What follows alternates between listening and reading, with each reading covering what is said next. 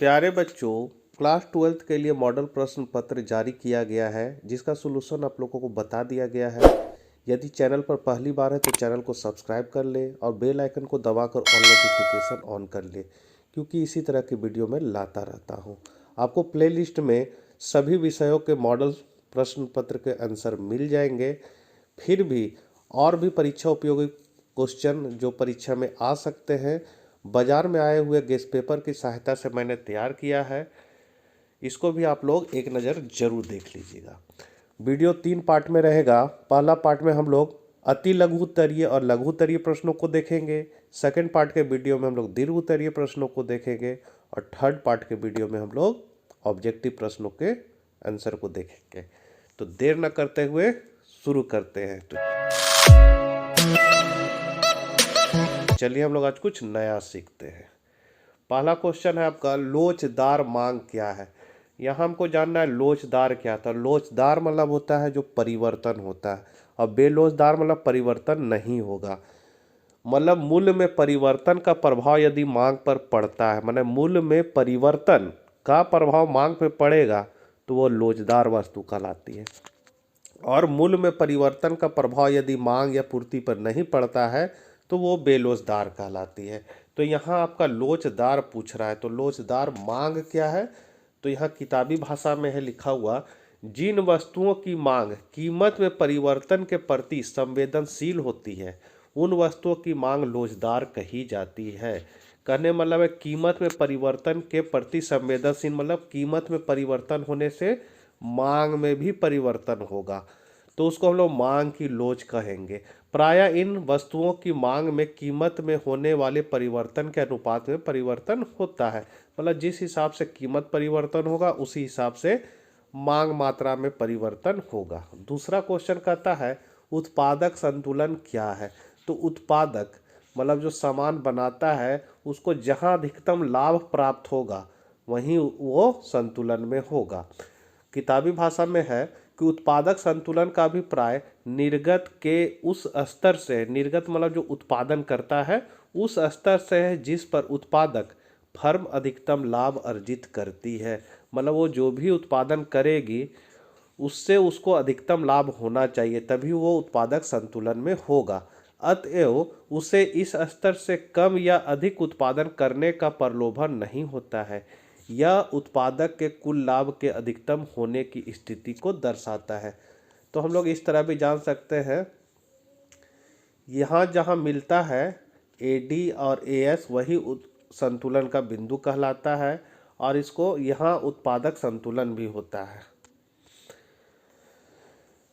तीसरा क्वेश्चन है, अल्पाधिकार क्या है। तो जब किसी, अल्पाधिकार मतलब होता है कि थोड़े व्यक्तियों का अधिकार, तो उसको हम लोग अल्पाधिकार कहेंगे, या थोड़े से फर्मों का अधिकार कह सकते हैं। तो जब किसी उद्योग में कुछ थोड़े से उत्पादक लगभग समान वस्तुओं का उत्पादन एवं विक्रय करते हैं, थोड़े से कहने मतलब है जैसे शीतल पेय पदार्थ है आपका, कोको कोला, पेप्सी, मिरिंडा, ये सभी क्या है थोड़े से है, उसके बेचने वाले थोड़े से, उंगली पर गिन लीजिएगा वो सब कंपनी को।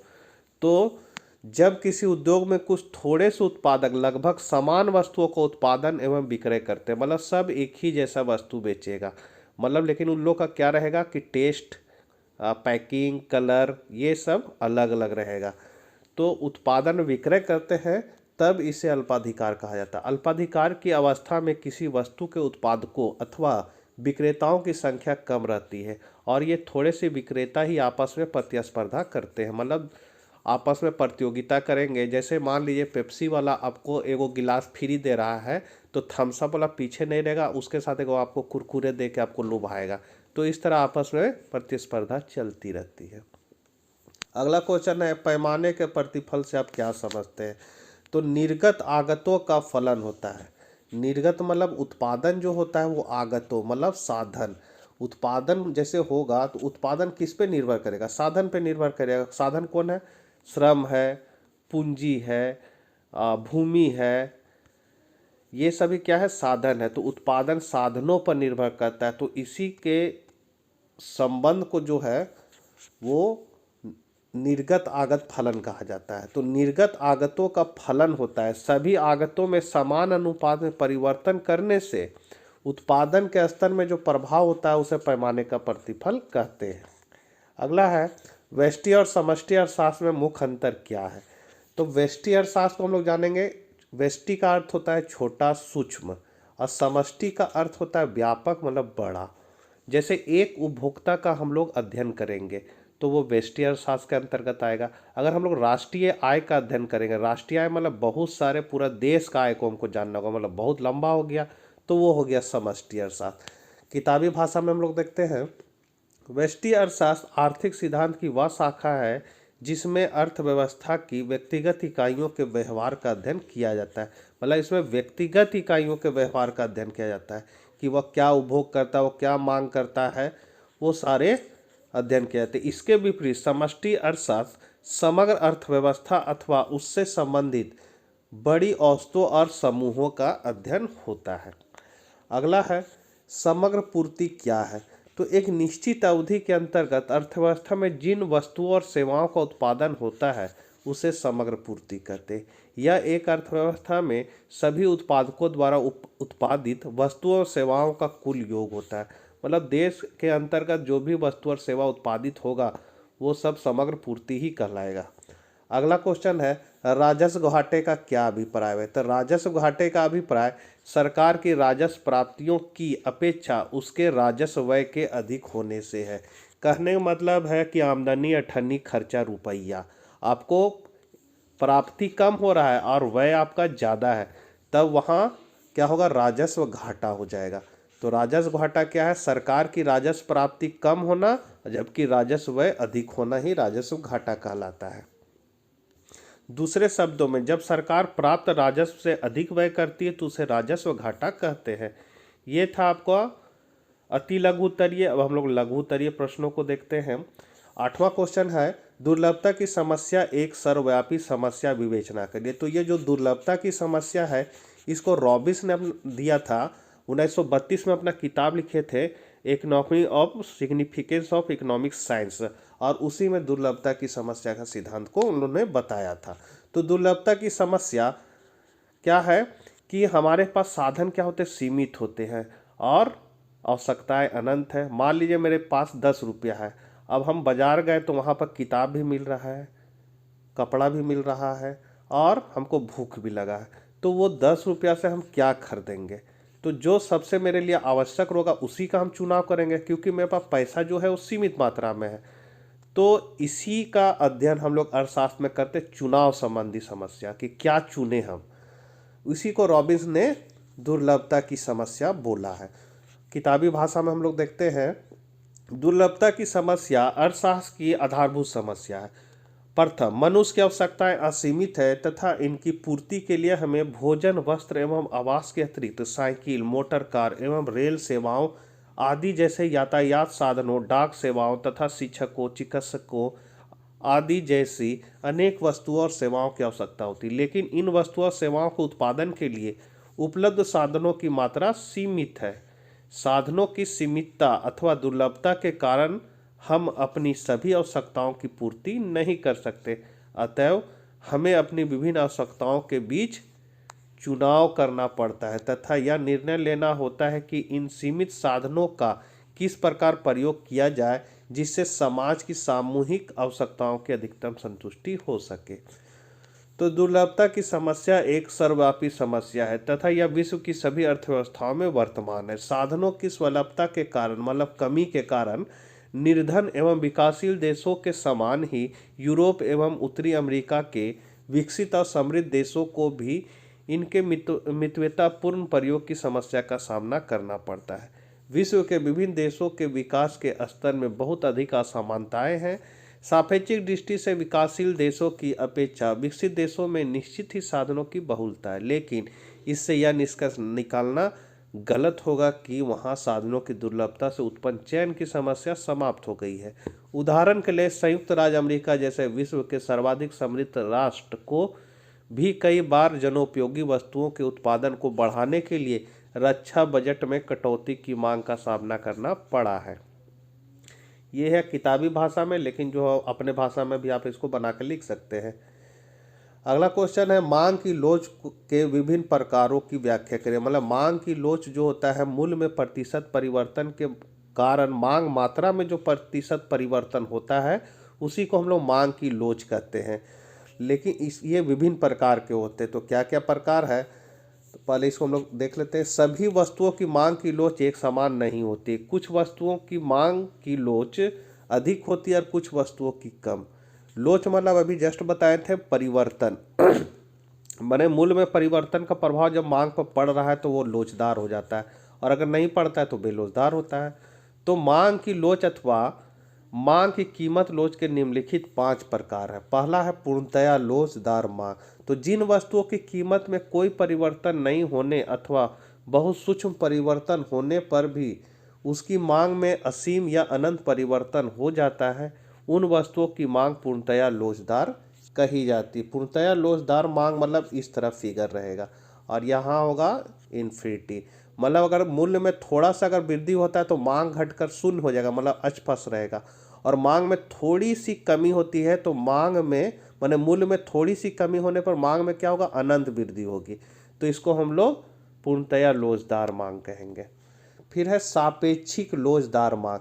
तो जब कीमत परिवर्तन के अनुपात में किसी वस्तु की मांग में अधिक परिवर्तन होता है तब इस प्रकार की मांग सापेक्षिक लोचदार मांग कही जाती है। सापेक्षिक नाम से ही पता चल रहा है कि जितना मूल्य में परिवर्तन होगा उतना ही मात्रा में परिवर्तन होगा। तो इसको हम लोग सापेक्षिक लोचदार मांग कहेंगे। मतलब ये दूरी और ये दूरी बराबर होना चाहिए, मतलब जितना मूल्य में परिवर्तन होगा उतना ही मात्रा में भी परिवर्तन होगा। इसमें होता है सापेक्षिक लोचदार में ई बराबर ई ग्रेटर देन 1 होता है। अगला है सम लोचदार मांग। तो जब किसी वस्तु की मांग में उसी अनुपात में परिवर्तन होता है जिस अनुपात में उसकी कीमत में परिवर्तन हुआ तो उस वस्तु की मांग को सम लोचदार मांग कहते हैं। अरे ये उल्टा बता दिए। सम लोचदार मतलब होता है ये मूल्य में परिवर्तन जितना हो रहा है उतना ही यहाँ जो मूल्य में परिवर्तन हो रहा है उतना ही मात्रा में परिवर्तन हो रहा है, तो इसको हम लोग सम लोचदार बोलेंगे। और सापेक्षिक लोचदार मांग कहेंगे जब कीमत में परिवर्तन के अनुपात में किसी वस्तु की मांग में अधिक परिवर्तन हो रहा है। कहने मतलब इसका फिगर इस तरह होगा, मतलब कीमत में परिवर्तन के कारण मात्रा में क्या हो जाएगा, ज़्यादा परिवर्तन, मतलब ये दूरी कम रहेगा और ये दूरी बढ़ जाएगा, तो उसको हम लोग सापेक्षिक लोचदार कहेंगे। और इसमें ई ग्रेटर देन 1 होता है। और सम लोचदार मांग में ई बराबर 1 होता है। अगला है सापेक्षिक बेलोचदार मांग। तो जब कीमत परिवर्तन की अपेक्षा मांग में होने वाले परिवर्तन का अनुपात कम होता है, मतलब यहाँ कीमत क्या होगा, ये जो दूरी होगा इस तरह, मतलब कीमत में ज़्यादा परिवर्तन हो रहा है और मांग में उस हिसाब से कम परिवर्तन हो रहा है, तो इसको हम लोग सापेक्षिक बेलोचदार मांग कहेंगे। इसमें ई लेस देन 1 होता है। और उसके बाद है पूर्णतया बेलोचदार मांग। कहने मतलब कीमत में परिवर्तन, मतलब कीमत बढ़े चाहे घटे उसका मांग मात्रा पर कोई प्रभाव ना पड़े, तो उसको हम लोग पूर्णतया बेलोचदार मांग कहेगा। इसका फिगर होता है इस तरह। कहने मतलब है कि मूल्य यहाँ मान ली यहाँ से यहाँ है तो मात्रा मेरा उतना ही, फिर मूल्य बढ़ गया यहाँ से यहाँ तक बढ़ा, मात्रा उतना ही, फिर मूल्य और बढ़ा, मात्रा उतना ही। तो मूल्य में परिवर्तन का प्रभाव मात्रा पे नहीं पड़ रहा है, तो उसको हम लोग पूर्णतया बेलोचदार मांग कहेंगे। अगला क्वेश्चन है स्थानापन्न से आप क्या समझते हैं, ऐसी दो वस्तुओं के उदाहरण दीजिए जो एक दूसरे का स्थानापन्न है। तो किसी वस्तु के लिए उपभोक्ता की मांग पर स्थानापन्न वस्तु की कीमत में होने वाले परिवर्तनों का भी प्रभाव पड़ता है। स्थानापन्न मतलब होता है एक वस्तु को छोड़ के दूसरी वस्तु को प्रयोग करना। जैसे अगर चाय और कॉफ़ी है, अब चाय महंगा हो गया तो आदमी चाय छोड़ के कॉफ़ी पीने लगेगा। कॉफ़ी का दाम में परिवर्तन नहीं हुआ लेकिन चाय का दाम बढ़ने लगा है तो आदमी कॉफ़ी पीने लगा, चाय को छोड़ने लगेगा। तो वही हुआ स्थानापन्न प्रभाव। स्थानापन्न वस्तुएं वे वो होती है जिनका किसी आवश्यकता को पूरा करने के लिए एक दूसरे के स्थान पर प्रयोग किया जा सकता है। उदाहरण के लिए गुड़ और चीनी, चाय और कॉफ़ी स्थानापन्न है। अगला है कुल उत्पाद की परिभाषा दीजिए, इसकी गणना का सूत्र भी बताइए। तो उत्पादन के सिद्धांतों की विवेचना में कुल उत्पाद की धारणा महत्वपूर्ण है। अन्य सभी आगतों को स्थिर रखते हुए परिवर्तनशील आगत तथा निर्गत के पारस्परिक संबंधों को प्रायः परिवर्तनशील आगत के कुल उत्पाद के रूप में व्यक्त किया जाता है। अन्य आगतों के स्थिर रहने पर परिवर्तनशील आगत की विभिन्न इकाइयों के प्रयोग से निर्गत के जो विभिन्न स्तर प्राप्त होते हैं वह परिवर्तनशील आगत का कुल उत्पाद है। कुल उत्पाद मतलब इस तरह इसका डायग्राम बनता है। इसको हम लोग कहते हैं कुल उत्पाद। मतलब अन्य साधन को स्थिर रखकर किसी एक साधन में वृद्धि करने से उत्पादन पहले धीमी गति से बढ़ता है, फिर तेजी से बढ़ने लगता है और फिर एक अधिकतम सीमा आने के बाद फिर क्या होता है वो घटने लगता है। तो यही है परिवर्तनशील अनुपात का नियम, जो यहाँ जो बता रहा परिवर्तनशील अनुपात का नियम। मान ले कि हमारे पास श्रम x1 तथा पूंजी x2 दो साधन या आगत है, मतलब साधन बोलिए या आगत बोलिए। यदि हम कारक दो मतलब ये पूंजी को अर्थात पूंजी को स्थिर रखते हैं, तब इस स्थिति में कुल उत्पाद Q मतलब श्रम x1 की इकाइयों पर निर्भर होगा।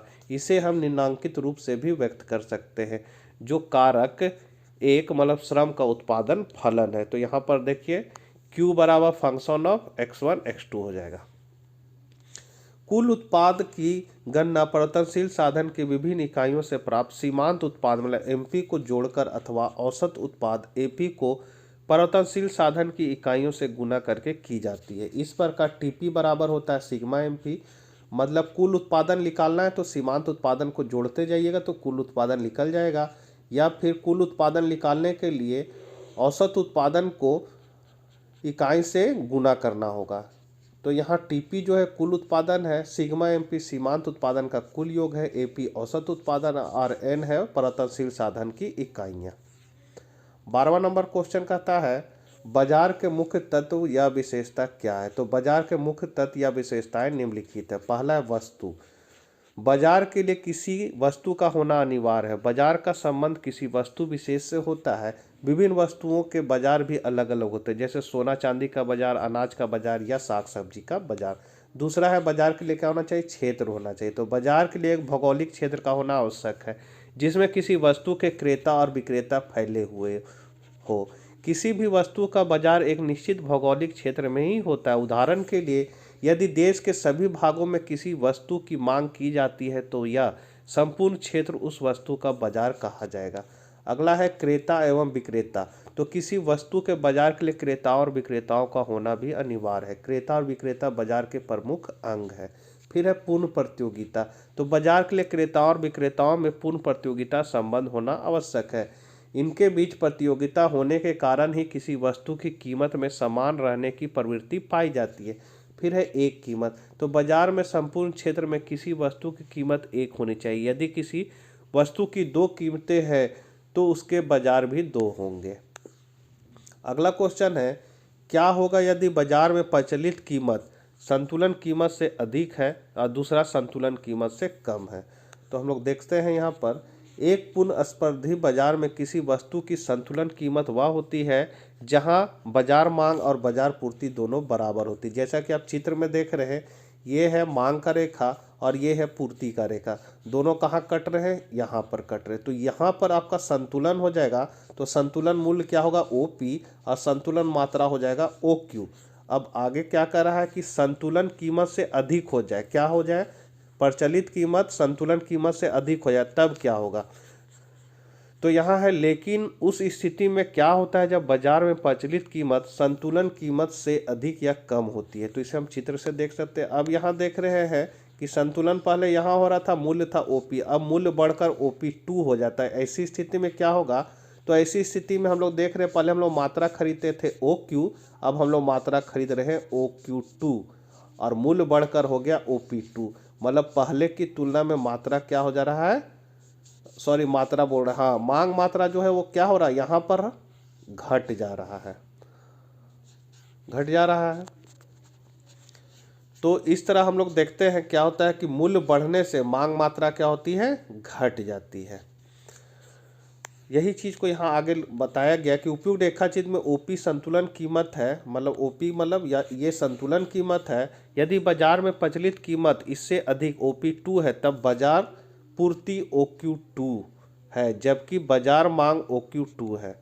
पूर्ति कितना है, OQ2। यहाँ हम लोग देख सकते हैं, यहाँ मूल्य है तो ये है आपका पूर्ति का रेखा, ये पूर्ति का रेखा है, तो इसको टच कर रहा है यहाँ, तो पूर्ति कितना हो रहा है OQ2, और मांग का रेखा ये वाला है मांग का रेखा, तो यहाँ से अगर हम यहाँ से इसे लाइन खींचते हैं तो कितना हो रहा है Q-2 मांग हो रहा है, पूर्ति हो रहा है ज़्यादा, मतलब पूर्ति ज़्यादा हो गया मूल्य बढ़ने से, और मांग क्या हो गया कम हो गया पहले की तुलना में। क्या कि पहले मात्रा कितना था OQ था और मूल्य था OP, मूल्य जब बढ़ गया तो मात्रा घट गया, मतलब मांग मात्रा घट गया और पूर्ति मात्रा बढ़ गया। यही सब चीज़ यहाँ लिखा हुआ है, इसको आप लोग देख लीजिएगा। वीडियो बहुत लंबा हो रहा है इसीलिए थोड़ा सा आप जल्दी बताते हैं। हाँ अच्छा, लास्ट ही क्वेश्चन है अब, एकाधिकार का उदय होने के 2 कारण बताएं। तो एकाधिकार का उदय होने के 2 कारण निम्नलिखित है। पहला, जब सरकार किसी एक कंपनी या फर्म को किसी वस्तु या सेवा के उत्पादन अथवा वितरण का अधिकार प्रदान कर देती है। और दूसरा है, पेटेंट अधिकार की स्वीकारोक्ति भी एकाधिकार के उदय का कारण हो सकती है। कहने मतलब है एकाधिकार मतलब बेचने वाला एक, खरीदने वाले बहुत, वैसा होता है एकाधिकार। अब एकाधिकारी अगर हमको मान ले हीरो होंडा कंपनी का गाड़ी बनाना है, तो हमको हीरो होंडा से आपको पेटेंट लेना होगा, उससे अधिकार लेना होगा, तभी हम उससे उसका लोगो का इस्तेमाल करके बना सकते हैं सामान को, तब एकाधिकारी का उदय होगा। इसीलिए कहा गया पेटेंट अधिकार की स्वीकारोक्ति भी एकाधिकार के उदय के कारण हो सकते हैं। तो बच्चों ये थे अति लघु उत्तरीय लघु उत्तरीय के प्रश्न। अब सेकेंड पार्ट के वीडियो में हम लोग दीर्घ उत्तरीय प्रश्नों को देखेंगे। वीडियो बहुत लंबा हो जा रहा है, सुनते सुनते आप सुत जाइएगा, इसीलिए अब इसको हम लोग छोटा करते हैं और मिलते हैं नेक्स्ट वीडियो में। तब तक ले आज्ञा दीजिए, बाय बाय।